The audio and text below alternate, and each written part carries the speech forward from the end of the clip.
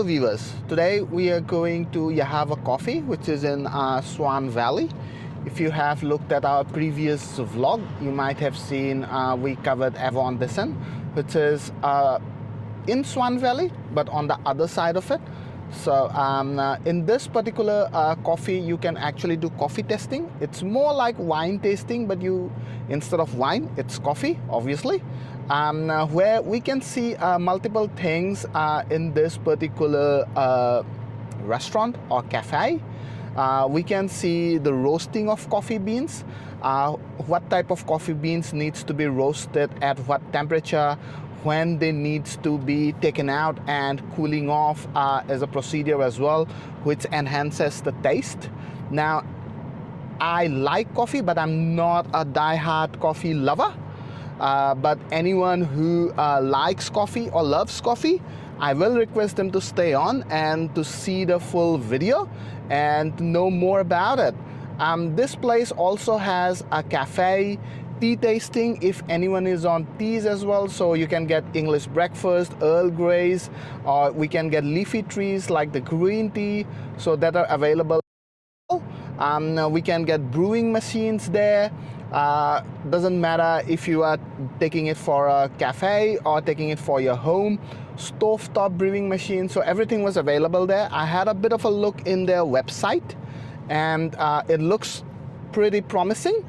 And we have already sent them an email, and so that we don't hamper their customer, we are trying to visit them as early as possible. We are about to reach Bassendean. The thing that I want to show you here, if you look at the trees, they are cut in a shape so that the bus and the lorries can pass through.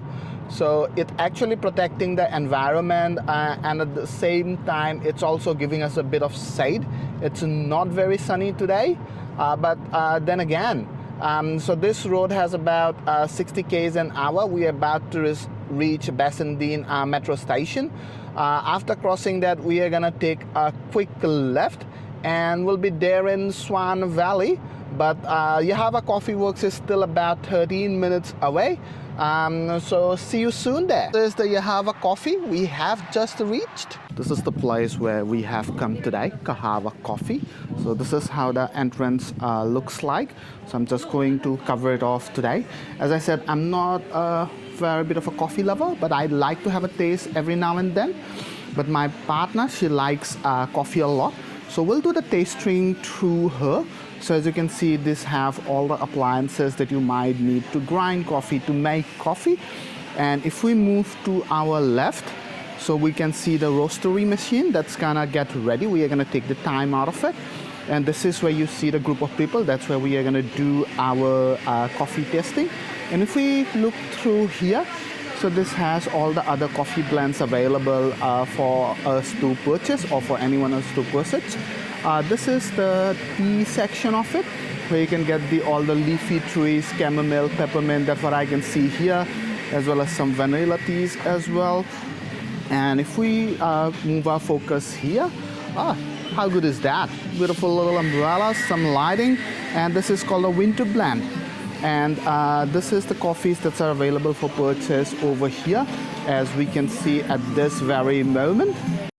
Welcome to the tasting bench. All right, so I'm guessing you haven't been here before? No, first time. Okay, so welcome to Yahava. Welcome to Swan Valley. Okay, so what do you know about our coffees? What would you like to know? Would you like a little bit of our back history? Yeah. So we have been here in the valley coming up for 16 years. We're buying beautiful green beans from all over the world, and they're roasted in this machine just over here. Okay, so Ross is one of our roasters on today. If he calls that roasting demonstration while you're here, I thoroughly recommend you check it out. It's really interesting. All right.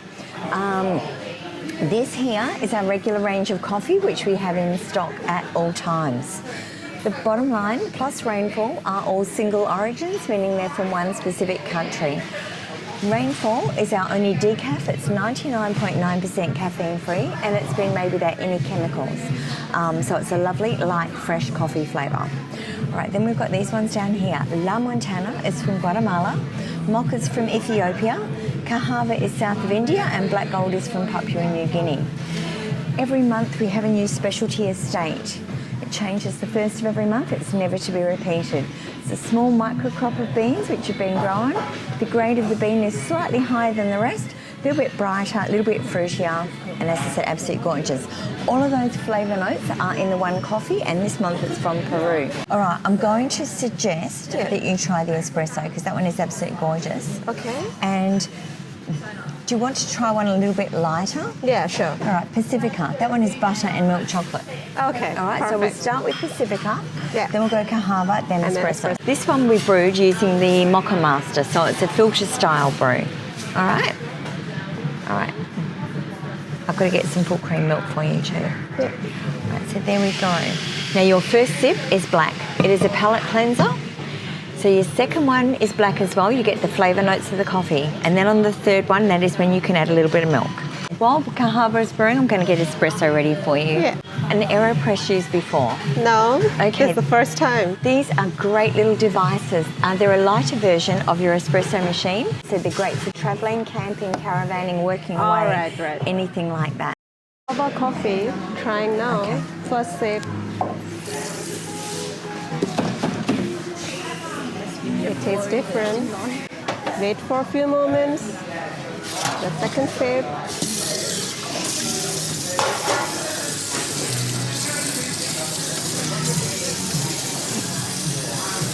Now adding the little bit of milk for the third sip. Espresso is a blend of Colombia, Ethiopia and Papua New Guinea. All right, so this one, as I said, it's a blend of Ethiopia, Colombia and Papua New Guinea. Okay, so we make this one from Robusta coffee, caramel flavouring and a little bit of chicory. This is absolutely beautiful. If you like iced coffee, this on a nice hot day with ice in it is absolutely amazing. As I said, this on a nice hot day with ice in it is beautiful, and cream and ice cream is just amazing in it. Now you can pour the elixir over ice cream. You can add it to tiramisu, or we've got kilo bags. There's heat sealed and there's tin tie closures. They are all beans at the moment, but we grind as per your request, and depending on how you brew your coffee, they're all ground differently. Trying the chocolate she offered. Let's see how it tastes. This is the dark one, Belgian chocolate.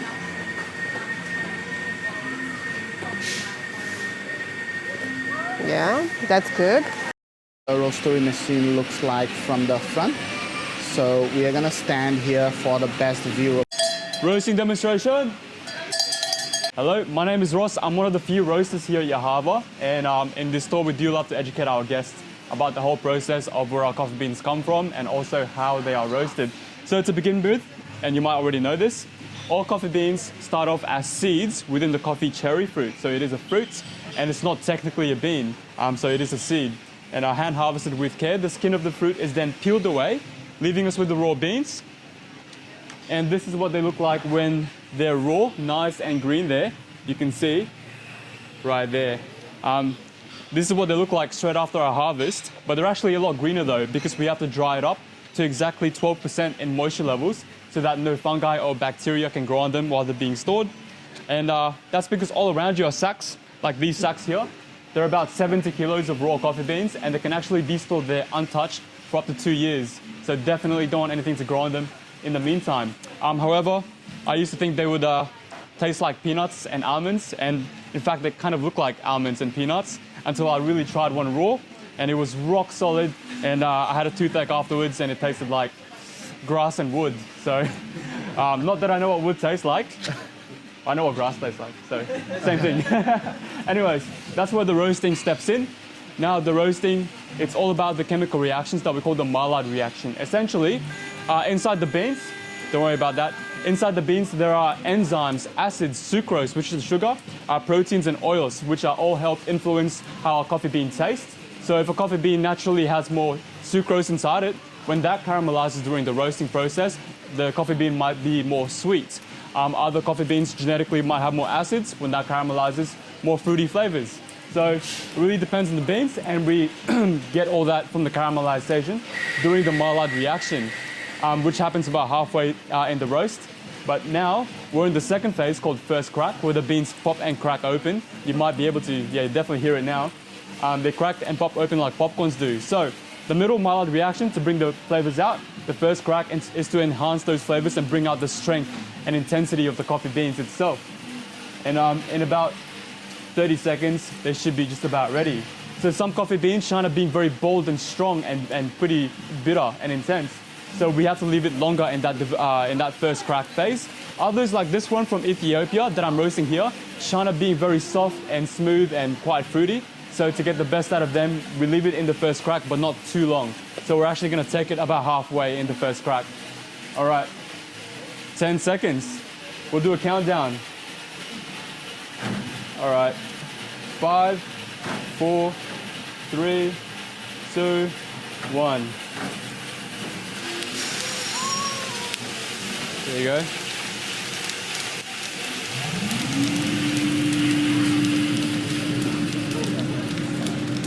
There we go. So it's a spinning drum inside. That's where the coffee beans were. And it's gas powered underneath. So they came out smoking hot. They were actually about 220 degrees Celsius. So if we don't cool it down as quickly as possible, they're going to keep roasting themselves and eventually overcooking. So there's been a case here where we forgot to turn on the vacuum fan, which I've just turned on to help cool them down.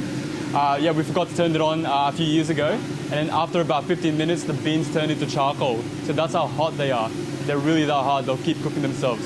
So this whole thing will cool down in about 5 minutes here with the vacuum fan, that helps. And afterwards, they go through one last stage. We filter them out from any rogue objects, as you can see there, like rocks, metals, plastics, woods, popcorns. Popcorns get cooked as well when they come with the coffee batches, and it's very funny. And then about 6 years ago, we found human teeth in the filter. Not just one, it was several teeth, and it came from the same batch of coffee. So you wouldn't want that in your coffee, hey? It was a pleasure to visit Yahava Coffee. We'll definitely recommend people who loves coffee and want to have tasting and learn more about it can definitely visit. This is not very far from the Perth CBD, about a 30 minutes drive at max. Thank you very much for having us, Yahava team. We are on the road again out of the Yahava Coffee. So now we are going to one of the place which is called the House of Honey. I love Swan Valley, but from the House of Honey. Welcome to the House of Honey. So all the honey that you see here is varietal honey. It's 100% pure, it's raw, nothing has been added to it, it's not been heated or treated in any way. Depending on the season and depending on what flowers are flowering at the moment, we do get different varieties of honey that you see. On this end over here, we have our lighter, milder tasting honeys, and it progressively gets a bit richer, a bit bolder in taste, all the way until the end over here. Jara is probably the boldest tasting honey we have. It's also the most popular one. Yeah. So is there that's the cost difference as well, I presume? There is a cost difference. The Jara would be the pricier, so is leptospermum. It really depends on how difficult it is for us to extract the honey and where the honey is located, how rare the honey is. And also it depends on the health benefits of the honey. So you're going to see these little red signs here, these little symbols. It stands for, TA stands for total antibacterial activity. The higher the rating, the more health benefits it has. It helps prevent infections or bacteria from growing. So the higher the rating, the more expensive the honey. Oh yeah, of course. Yeah. Would you like me to start you on this side with a few of the honeys and then we can progressively go up? Yeah, is that okay? I'm going to get you one of our lightest honeys over here. This is our brown mallet. So you can see from the color, it's a very nice, very light yellow. It's very light, it's very mild tasting. But give it a go.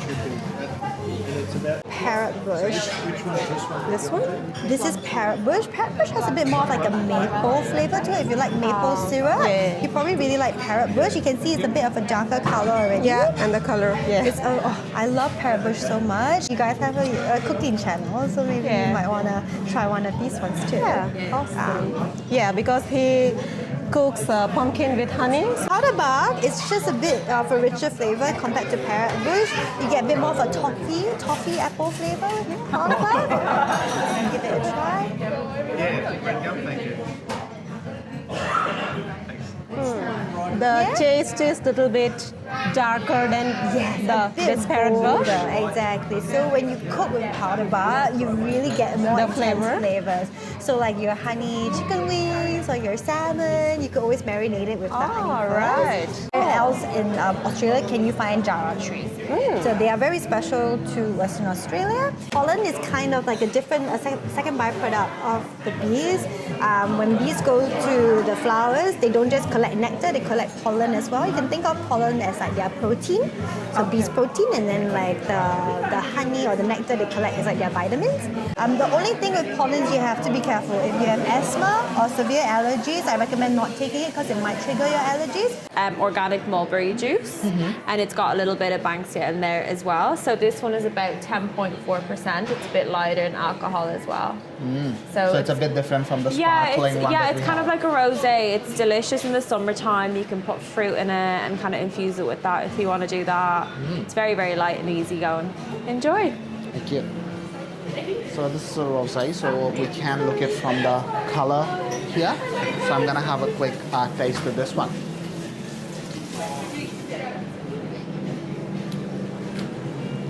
Spice mead. This one uses parrot bush honey, and it's got 4 spices. So you've got your cinnamon, your ginger, your cloves, and your rosemary leaves.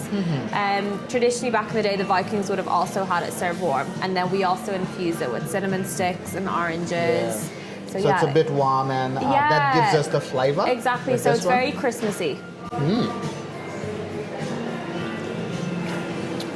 I never tried warm. I don't know, honey, a Mead or wine, but it tastes very different, definitely. Something very different that we generally have on weekends. So this should be in the recommendation list, anyone who wants to come to House of Peace. This is how the entrance looks like towards who is seating. So our table number is 34, that we are gonna have a seat and enjoy the glass of Mead. So what I have bought here is called the Banksia liquor, and this is one of the strong ones which have about 16% alcohol volume. The reason I bought this because this has the maximum spirit level and get drunk in a short amount of Mead. So let's have a taste of this one because this is the one that we haven't tasted. We have tasted 3 different ones. One's a bit of warm, the others is a bit of spiced ones, and as well as we have tasted one sparkling and rosé. This is called Banksia liquor. So let's have a taste to this one.